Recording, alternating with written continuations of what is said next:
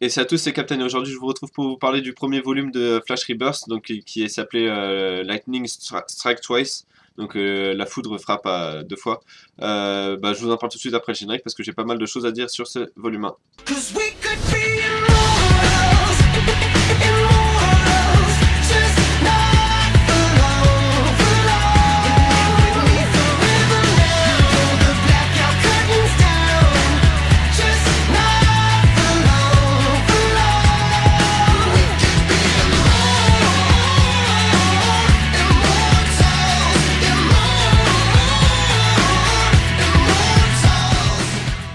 Donc ce premier volume, il faut savoir qu'il est un peu différent par rapport aux autres volumes Rebirth, tout comme Green Arrow pouvait être différent vu qu'il n'avait que 5 chapitres, enfin sans compter Rebirth, donc le numéro 1 entre guillemets, le vrai reboot.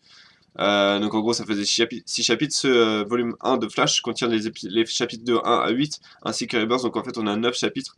Je sais pas si ça va rester comme ça en France, je pense, j'ose espérer.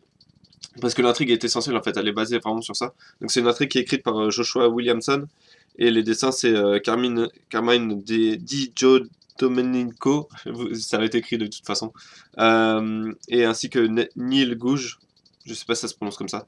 L'intrigue, comme je vais commencer par ça, donc l'intrigue c'est que la foudre qui a transformé Barry Allen en speedster frappe d'abord un de ses collègues, qui s'appelle August Hurt, qui est qui enquêtait sur la mort de qui a enquêté sur la mort de son frère, qui est un crime qui n'a jamais été résolu, un peu voire même totalement à la manière de la mort de Nora Allen.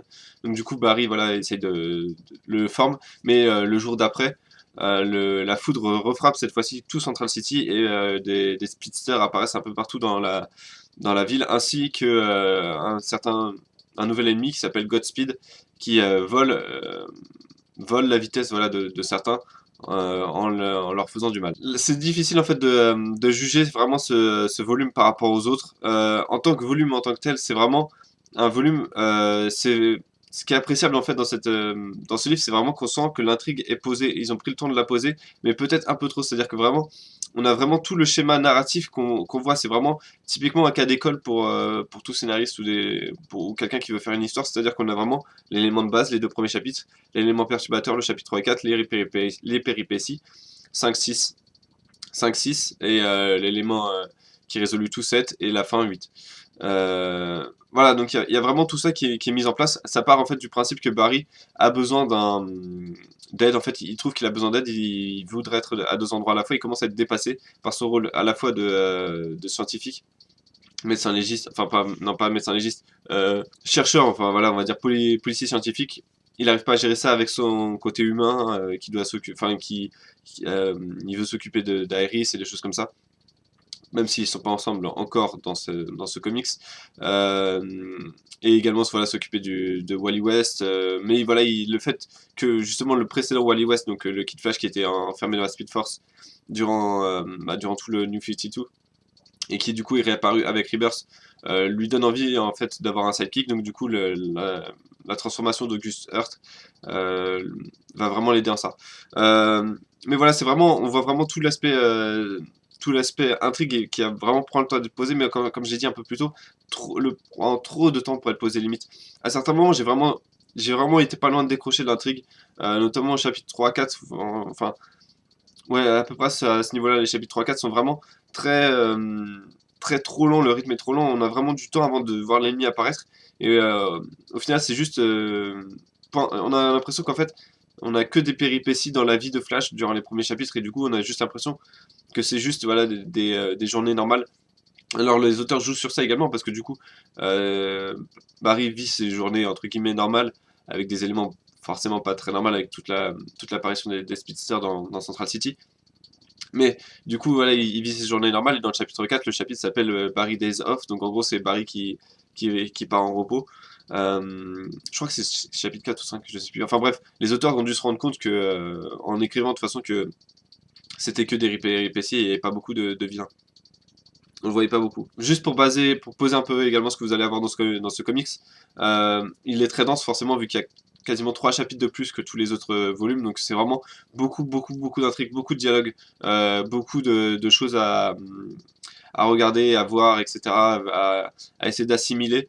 Par contre, le vrai défaut selon moi, c'est qu'il a des dessins très inégaux et des dessins vraiment pas top. J'ai trouvé qu'on était dans la moyenne assez basse des volumes Rebirth. Voilà, c'est vraiment parfois grossier. Alors, il y a parfois on voit que c'est le style de dessin, donc du coup ça dérange pas trop, mais je crois que c'est les chapitres 3, 4, 5 où c'est vraiment pas top en termes de dessin.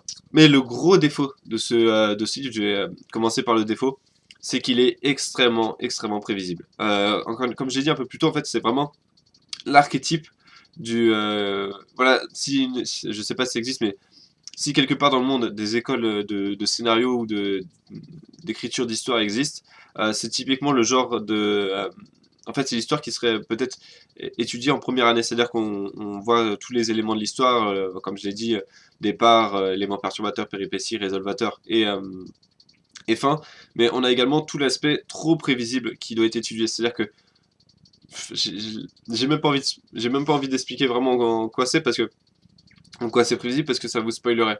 Mais comment je pourrais dire ça sans spoiler? L'identité de Godspeed, vous allez la comprendre très rapidement. Très rapidement, moi-même, j'avais juste vu une image de Godspeed. J'ai vu les premiers chapitres, je me suis dit, ok, bah, enfin, il y a de grandes chances que ce soit lui. Que ce soit cette personne, parce que c'est pas forcément lui d'ailleurs. Euh, mais, euh, mais voilà, donc c'est vraiment beaucoup trop prévisible. Godspeed, en plus, c'est un personnage qui pue la classe vraiment quand il apparaît. D'ailleurs, la révélation de son identité est un modèle du genre en termes de mise en scène. On voit vraiment la tension dramatique qui monte, jusqu'à aboutir à la révélation de l'identité de la personne. Mais voilà, il est vraiment ultra puissant, ultra badass. Il a vraiment des pouvoirs de fou. Et surtout, quand il monte ses pouvoirs, c'est vraiment la démonstration de tout ce qu'on peut faire avec les pouvoirs de Flash. Et tout ce qu'on peut faire en mal, surtout. Et ça, c'était assez plaisant de voir ça. Mais il est pas mis en valeur suffisamment longtemps. Je veux dire, Godspeed, on le voit opérer vraiment un ou deux chapitres sur 8 chapitres. Donc le volume, on n'a pas l'impression d'avoir affaire à un ennemi très intimidant et très dangereux, parce qu'en un ou deux chapitres, c'est fait. D'ailleurs, la résolution, voilà, de son combat, c'est un des plus gros points noirs de ce volume. C'est voilà, encore une fois, en un claquement de doigts, c'est Flash a besoin d'aide, hop, il trouve de l'aide, on ne sait pas trop comment, miraculeusement, et Godspeed se fait avoir. Parce que c'est pas un spoil de savoir que Godspeed se fait avoir. Comme j'ai dit, donc le livre met trop de temps à se lancer. Il y a également cet aspect répétitif dans les 3-4 premiers chapitres, et même ça poursuit encore une fois un peu plus tard, c'est que Barry est un perso véritablement torturé dans ce volume. C'est-à-dire qu'il est en mode je peux pas être partout. Voilà, il s'apitoie sur son sort et ça devient vraiment lourd, redondant à la fois. Surtout que tout le monde lui dit mais non, mais c'est pas ta faute, et tout ce qui arrive c'est pas ta faute. Et lui il dit si, c'est ma faute. Euh, du coup, ça donne l'impression d'un personnage un peu pathétique, torturé et vraiment bourré de doutes. Et c'est pas ça, enfin c'est pas vraiment ça que j'aime dans un super-héros. J'aime quand il prend des actions, quand il fait des actions et même s'il se trompe qu'il assume et qui du coup les corrige. Là, c'est oh, j'ai fait des erreurs, je sais pas si je dois continuer, etc. Donc c'est un peu lourd à la longue. Mais le gros point noir enfin le gros point positif pardon de ce volume, c'est quand même que ça introduit donc deux nouveaux personnages qui, à mon avis, vont être essentiels dans l'avenir de Flash. Donc on a Mina, donc qui est la nouvelle entre guillemets copine de Barry Allen, et donc Godspeed.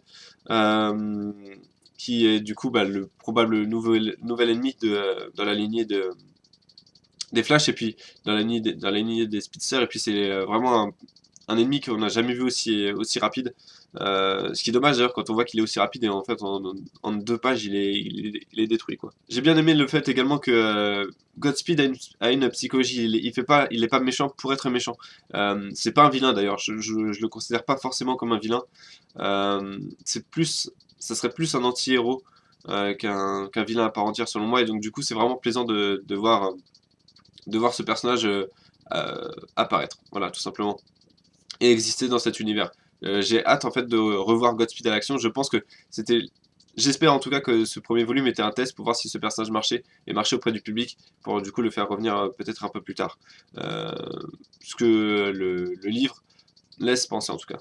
Et une chose aussi que j'ai bien aimé dans ce volume, c'est le fait qu'il y ait, ils répondent en fait à toutes les questions. Ils posent pas mal de questions. Je veux dire, en 8 chapitres, il y a pas mal de questions qui sont posées. Qui est Godspeed?